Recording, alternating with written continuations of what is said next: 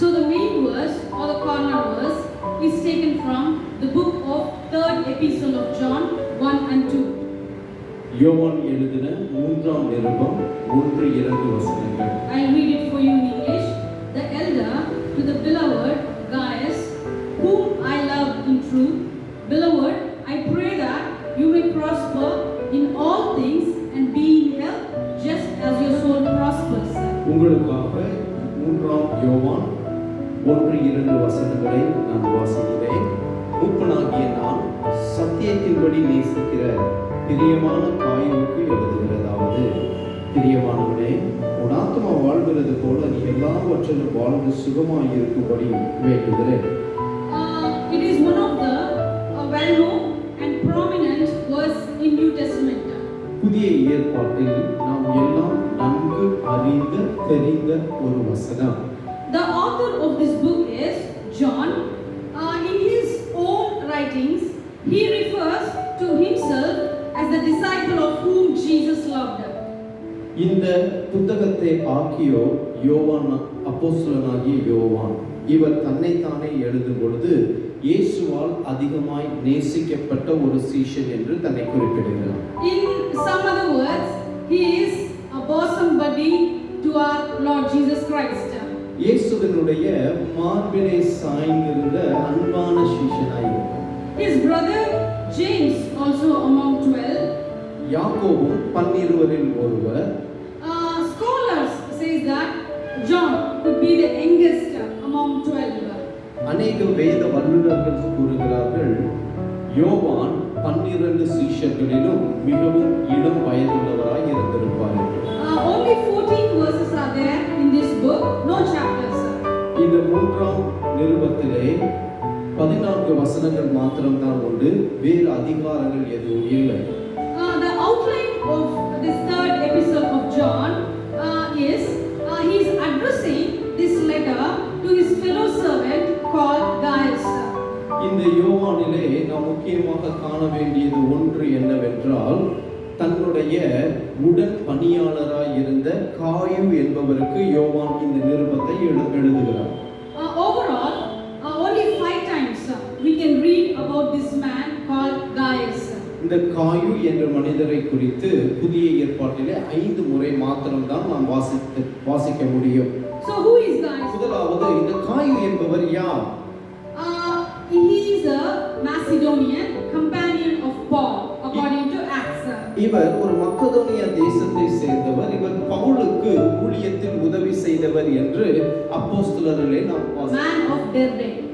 இவர் தெர்பே என்ற பட்டணத்தில் வாழ்ந்த ஒரு மனிதர். He was baptized by Paul. We can see it in the book of Romans, 1 Corinthians.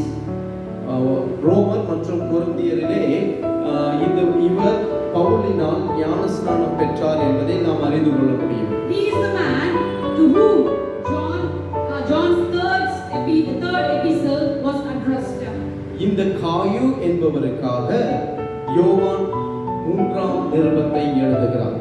Gaius is a very faithful servant.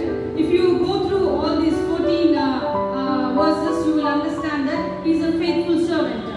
14 வசனங்களையும் இந்த நிருபத்திலே வாசிப்பீர்களே என்றால், இந்த காயு மிகவும் உண்மையும் நேர்த்தியுமான ஒரு மனிதனாய் இருந்தார் என்பதை நாம் அறிந்து கொள்ள முடியும். In spite of his faithfulness, he faced opposition from a man called Diotrephes.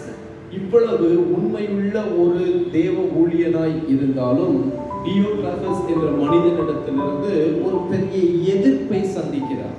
This man, the man that is opposite to John, is such an offense to the church. இந்த காயுவுக்கு எதிராக இருக்கிற அந்த மனிதன் திருச்சபைக்கு அதிகமாக பாதிப்புகளை ஏற்படுத்துகிற மனிதராய் இருந்தார். He is not receiving brethren. தேவனுடைய ஊழியர்களையும் சகோதரர்களையும் ஏற்றுக்கொள்ளுகிறவராய் இருந்ததல்ல. He was talking against godly people. In other translation, it says he was spreading malicious words. அவர் தேவ பிள்ளைகளுக்கு விரோதமாக பேசினாராம். இன்னொரு மொழிபெயர்ப்பு இப்படியாய் சொல்லுகிறது, தேவ பிள்ளைகளுக்கு விரோதமான தேவையற்ற மிகவும் அபாயகரமான வார்த்தைகளை உபயோகித்தார் என்று. And he wants to put himself first in everything.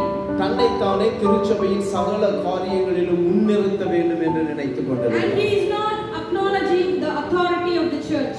அவர் திருச்சபையில் தேவனால் நியமிக்கப்பட்ட அப்போஸ்தலர்களால் நியமிக்கப்பட்ட தலைமைகளை அவர் ஏற்றுக்கொள்ளவில்லை.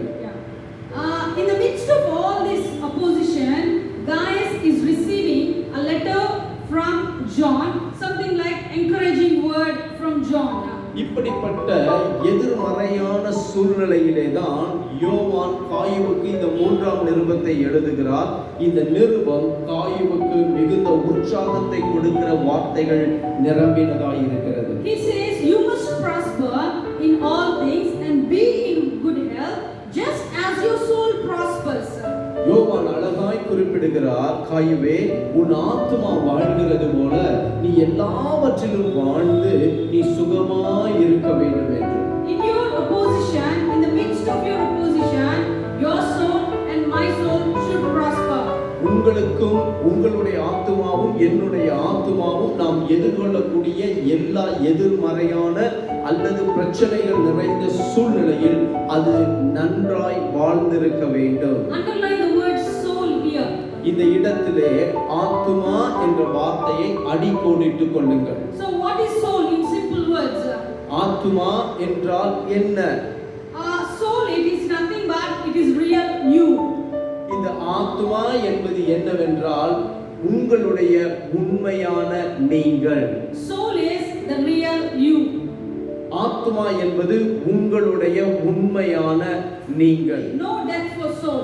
ஆத்துமாவிற்கு மரணம் இல்லை. Either it will end up with our Lord Jesus Christ eternally forever, or if you believe him as your personal savior, நீங்கள் அவரை சொந்த இரட்சகராய் ஏற்றுக்கொள்ளுவீர்களே என்றால் இந்த அழிவில்லாத ஆத்துமா கிறிஸ்துவோடு நித்தியமாய் அவரோடு இருக்கும். or you will end up with Satan facing eternal condemnation forever and ever.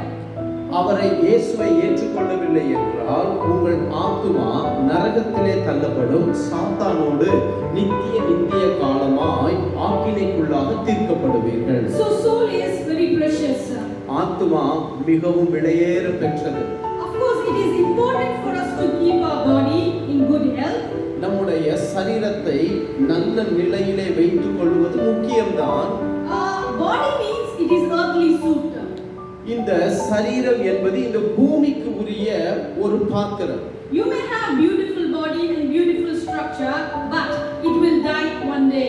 நமக்கு அழகான ஒரு சரீரம் இருக்கலாம், நேர்த்தியான சரீரம் இருக்கலாம், ஆனால் ஒரு நாள் இந்த சரீரம் அழிந்துவிடும். It will finally turn it as a dust. ஒரு நாளிலே, கடைசி நாளிலே நாம் மரித்த பின்பு அது ஒரு மண்ணுக்கு மண்ணாக போய்விடும். We feed the body every day by eating, walking, by doing all kinds of exercises. நாம் நம் சரீரத்தை எப்படியெல்லாம் பேணி காக்கிறோமே என்றால் சரியான உணவுகளை எடுத்துக்கொள்ளுகிறோம், நடக்கிறோம், நல்ல உடற்பயிற்சிகளை செய்து நல்ல திடகாத்திரமான சரீரமாய் வைத்துக் கொள்ளுகிறோம். It is good to keep the body in good health. But soul is more important than body, because body dies but soul lives forever. நம் சரீரத்தை நன்கு பேணி காக்க வேண்டியது நல்ல குணம்தான், நல்ல செயல்தான். ஆனால் அதை காட்டிலும் நம் ஆத்துமாவை காக்க வேண்டும். காரணம், இந்த சரீரம் மரித்த பின்பு மண்ணோடு சென்றுவிடும், ஆனால் நம்முடைய ஆவி அது மரணத்தை ஒருபோதும் சந்திக்காது. We read it in the book of Matthew 16:26. மத்தேயு 16:26 இப்படியாய் சொல்லுகிறது. It says, what is a man profited if he gains the whole world and loses his own soul? மனுஷன் உலகம் முழுவதையும் ஆதாயப்படுத்திக் கொண்டாலும் தன் ஜீவனை நஷ்டப்படுத்தினால் அவனுக்கு லாபம் என்ன? Or what will a man give in exchange for his soul? மனுஷன் தன் ஜீவனுக்கு ஈடாக என்னத்தை கொடுப்பான்? So you cannot exchange anything for your soul. உங்கள் ஆத்துமாவிற்கு ஈடாக உங்களால் ஒன்றையும் கொடுக்க முடியாது. So soul is valuable and precious. உங்கள் ஆத்துமா, என்னுடைய ஆத்துமா, அது மிகவும் விலையேற பெற்றது. We are going to see some of the instances or roles from the biblical point of view who prospered in the midst of their opposition, in the midst of contrasting environment. வேதத்திலிருந்து சில சம்பவங்களை அல்லது சில நபர்களை குறித்து காணப்போகிறோம். எப்படி தங்களுக்கு இருந்த எதிர்மறையான சூழ்நிலையிலே அவர்கள் செழிப்போடு இருந்தார்கள், எப்படி ஆசீர்வதிக்கப்பட்டவர்களாய் வாழ்ந்தார்கள். First, the opposition that occurs within you. முதலாவது, ஒவ்வொரு மனிதனுக்குள்ளும் அவர்களுக்குள்ளாகவே ஒரு எதிர்ப்பு உண்டாகும். Don't think that opposition comes only from outside. It can be within you. நினைக்காதீர்கள் எதிர்ப்பு என்ற உடனே அது வெளியிலிருந்து தான் வரணும் என்று சொல்லி.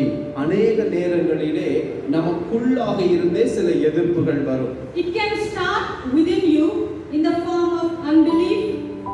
எப்படியெல்லாம் அது ஆரம்பிக்கும் நமக்குள் இருந்து என்றால், முதலாவது விசுவாசம் இல்லாமல் இருப்பது, In the form of prayerlessness. ஜெபம் இல்லாமை, In the form of fear.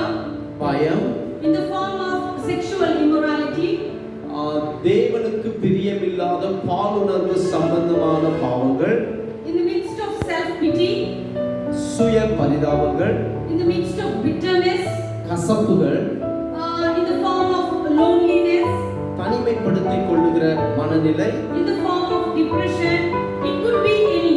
மன அழுத்தங்கள். இது மாத்திரமல்ல, இன்னும் நான் சொல்லாத அநேக காரியங்கள். The opposition, it can come in different ways and in different phases and in different versions too. இந்த எதிர்ப்புகள் அநேக விதமாகவும் அநேக நிலைகளிலும் அநேக விதமான புரிந்துணர்வோடு கூட அவைகள் வரும். So my first point, the opposition that occurs within you.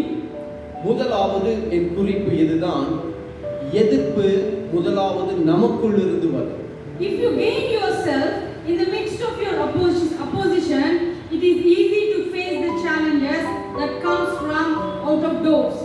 நீங்கள் உங்களுக்குள்ளாக எழுப்பக்கூடிய அந்த எதிர்ப்புகளை சமாளித்து எழுப்புவீர்களே என்றால், வெளியிலிருந்து வரக்கூடிய எந்த எதிர்ப்பையும் சமாளிக்க திராணி உள்ளவர்களாய் இருப்பீர்கள். The accurate example from the biblical point of view, a man called Jabez.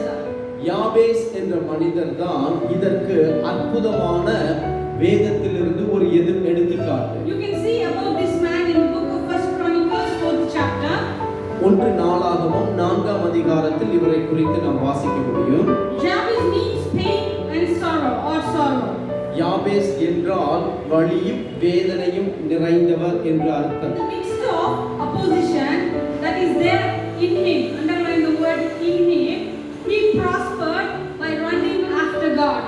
தனக்கு உள்ளாக இருந்த, அந்த உள்ளாக இருந்த என்ற வார்த்தையை நினைவு வைத்துக் கொள்ளுங்கள். தனக்கு உள்ளாக இருந்த அந்த எதிர்ப்புகளின் மத்தியில் தேவனுக்கு பின்பாக ஓடினதினால் அந்த மனிதன் செழிப்புள்ளவனாய் மாறினான். God heard his prayer in the midst of his opposition. தனக்கு இருந்த எதிர்ப்புகளின் மத்தியிலே அவர் தேவனை நோக்கி ஜெபித்த ஜெபத்தை தேவன் கேட்டார். So opposition is not the main criteria here. இந்த இடத்திலே எதிர்ப்பு என்பது மிக முக்கியமான பங்கு வகிக்கவில்லை. In other words, the opposition that is in you, it is we should not give more priority to it. அதாவது நமக்குள்ளாக இருக்கக்கூடிய அந்த எதிர்ப்புகளுக்கு நாம் என்ன செய்யக்கூடாது? மிக முக்கிய இடம் கொடுக்க கூடாது. In the midst of your opposition that is there in you, you and I must run to God. நமக்குள் இருக்கக்கூடிய அல்லது நாம் சந்திக்கக்கூடிய அந்த எதிர்ப்புகளின் மத்தியில், பிரச்சனைகளின் மத்தியிலே நாம் தேவனை நோக்கி ஓடுகிறவர்களாய் இருக்க வேண்டும். God turned the situations favorable to him. That is a happy end. தேவன் அவருக்கு இருந்த அந்த எதிர்ப்பான சூழ்நிலையை அவருக்கு சாதகமான மாற்றினார் என்பதுதான் அவருடைய வாழ்க்கையிலே ஏற்பட்ட ஒரு பெரிய ஆசீர்வாதம் உள்ள முடிவு. And the second example that I want to give from biblical point of view is Hannah. இரண்டாவது வேதத்தின் அடிப்படையில் நான் கொடுக்க விரும்புகிற உதாரணம் அன்னா. Her barrenness is opposition in her life. அன்னாளுடைய வாழ்க்கையில் அவளுடைய மலட்டுத்தன்மை அவளுக்குள்ளாக ஒரு எதிர்ப்பை ஏற்படுத்தி இருந்தது. In the midst of that opposition, she went to the Lord. She poured her heart உள் இருந்த அந்த எதிர்ப்பின் மத்தியிலே தேவ சமூகத்திலே கடந்து போய் தன் இருதயத்தை எல்லாம் தேவனுக்கு முன்பாக ஊற்றினாள்.